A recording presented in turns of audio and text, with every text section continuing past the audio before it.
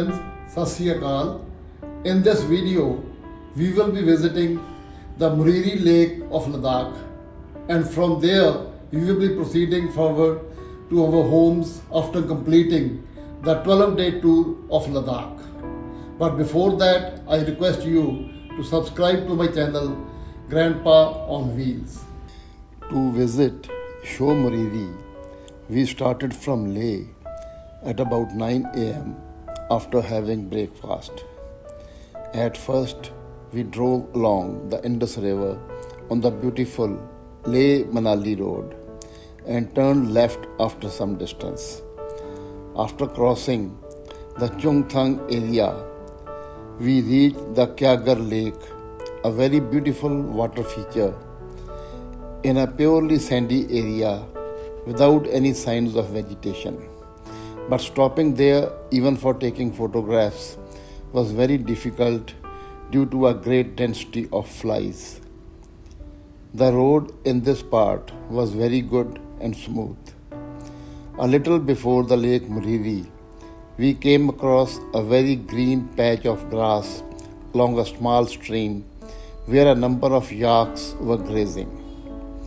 We reached Moriri Lake, a distance of 220 kilometers from Leh, at about 2 p.m. This 19 kilometer long and 3 kilometer wide lake is also very beautiful, like the Pangong lake, and looks just like it. The main difference being that the hills along it are comparatively less pointed and generally have rounded tops. We checked in at a simple but very comfortable place just in the starting of the village Karzok at an altitude of about 15,000 feet. We had a round of the lake for some time and enjoyed its beauty. The water of this lake also is so clear that at places we can see its bottom very clearly. An important difference of this lake with the Pangong is that it has marine life as well as birds also in it. We can see number of ducks swimming in the lake, and especially on or near the parts of dry land intruding into the water of the lake. These birds are very shy and they jump into the water as soon as they find someone going towards them. We went for quite a distance along the lake up to a special viewpoint made on its shore, from where the village Karzok looks very beautiful across a section of the lake. Near Karzok, there is a large area covered with grass along the lake where we had our evening walk. The view of the mountains along the lake is very beautiful from this place, but we were very disheartened to see a steel fence placed along the lake to protect it from the locals as well as the tourists, which showed the need of protecting nature from the human beings, which is really a matter of concern, which marred even the otherwise beautiful view of the peaks in the rays of the setting sun that evening. I got up early next morning while my companions were still sleeping and again went to the viewpoint about 5 kilometers from our camp to be there before sunrise.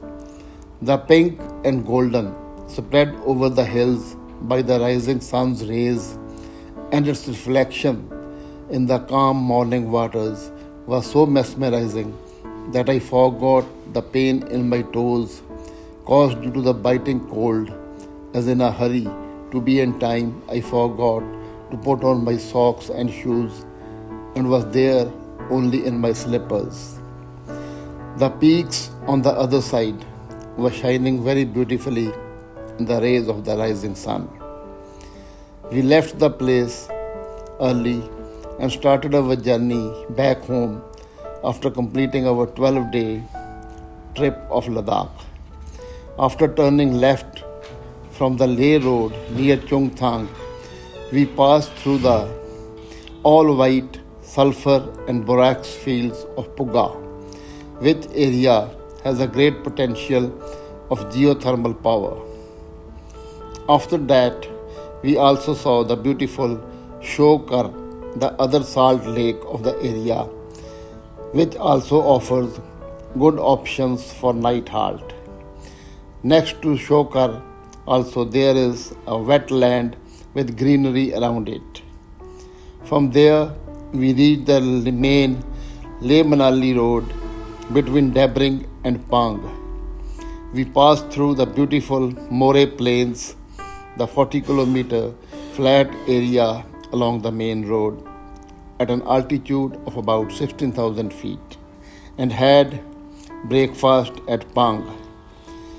In between, we came across a peculiar dry river bed which appeared to be a fully flowing river. Though we had missed the Tanglangla, but was soon at the La Chongla, a pass at an altitude of 15,600 feet, and then the Nakila Pass at almost the same height, that is 15,547 feet.